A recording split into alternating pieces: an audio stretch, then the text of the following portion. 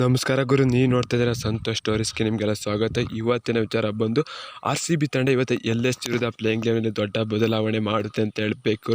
ನಾವು ಇಷ್ಟು ದಿವಸ ಆಸೆ ಪಟ್ಟಂಥ ಆಟಗಾರರಿಗೆ ಚಾನ್ಸ್ ಸಿಗುತ್ತೆ ಅಂತ ಹೇಳಬೇಕು. ಯಾರು ಎಲ್ಲ ಸಂಪೂರ್ಣ ಮಾಹಿತಿ ಕೊಡ್ತೀನಿ. ಅದಕ್ಕಿಂತ ಮುಂಚೆ ಇನ್ನು ನಮ್ಮ ಚಾನಲ್ಗೆ ಸಬ್ಸ್ಕ್ರೈಬ್ ಆಗಿಲ್ಲ ಅಂದರೆ ಕೂಡಲೇ ಕಡೆ ಕಾಣೋ ಸಬ್ಸ್ಕ್ರೈಬ್ ಬಟನ್ ಮೇಲೆ ಕ್ಲಿಕ್ ಮಾಡಿ ಸಬ್ಸ್ಕ್ರೈಬ್ ಆಗಿ, ಹಾಗೆ ಪಕ್ಕದ ಬೆಲ್ಲೈಕನ್ ಪ್ರೆಸ್ ಮಾಡಿ ಆಲ್ ಅನ್ನು ಸೆಲೆಕ್ಟ್ ಮಾಡಿ. ಯಾಕಂದ್ರೆ ನಾನು ಮಾಡೋ ಪ್ರತಿಯೊಂದು ಅದಕ್ಕಿಂತ ಮುಂಚೆ ನೀವು ನೋಡ್ಬೋದು ಗುರು. ಸಬ್ಸ್ಕ್ರೈಬ್ ಆದ್ರೆ ಹಾಗಾದರೆ ಬನ್ನಿ ತಡ ಮಾಡೋದಕ್ಕೆ ವಿಡಿಯೋನ ಶುರು ಮಾಡೋಣ.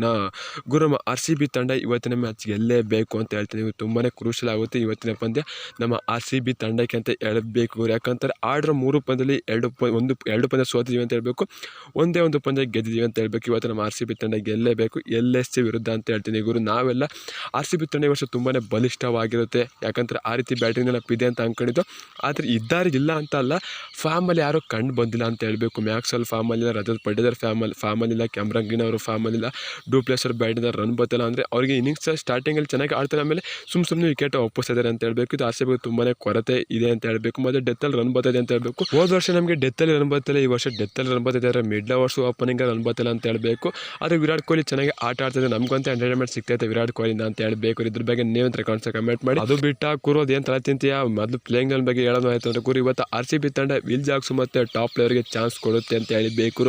ಇವತ್ತು ಕ್ಯಾಮ್ರಾನ್ ಗ್ರೀನ್ ಅವರನ್ನ RCB ತಂಡ ಆಡಿಸುತ್ತೆ, ಆದರೆ ಸಬ್ಸ್ಟಿಟ್ಯೂಷನ್ ಮುಖಾಂತರ RCB ತಂಡ ಒಬ್ಬ ಫಾರಿನ್ ಪ್ಲೇಯರ್ನ ಕರ್ಕೊಳ್ಳುತ್ತೆ ಅಂತ ಹೇಳಬೇಕು. ಟಾಸ್ ಮೇಲೆ ಡಿಫೆಂಡ್ ಮಾಡ್ಕೊಂಡು ಇವತ್ತು ಟಾಪ್ ಪ್ಲೇಯರ್ಗೆ ಚಾನ್ಸ್ ಕೊಡ್ತಾರೆ ಅಂತ ಹೇಳಬೇಕು. ಮತ್ತು ವಿಲ್ ಜಾಕ್ಸರ್ಗೆ ಡೈರೆಕ್ಟಾಗಿ ಚಾನ್ಸ್ ಕೊಡ್ತಾರೆ ಅಂತ ಹೇಳಬೇಕು. ಅದು ಯಾರ ಬದಲಾಗಿ ಅಂತ ಗೊತ್ತಿಲ್ಲ, ಒಟ್ಟು ಡೈರೆಕ್ಟಾಗಿ ವಿಲ್ ಜಾಕ್ಸರ್ಗೆ ಚಾನ್ಸ್ ಕೊಡೋ ಸಾಧ್ಯತೆ ಇದೆ ಇವತ್ತು RCB ತಂಡ ಅಂತ ಹೇಳಬೇಕು.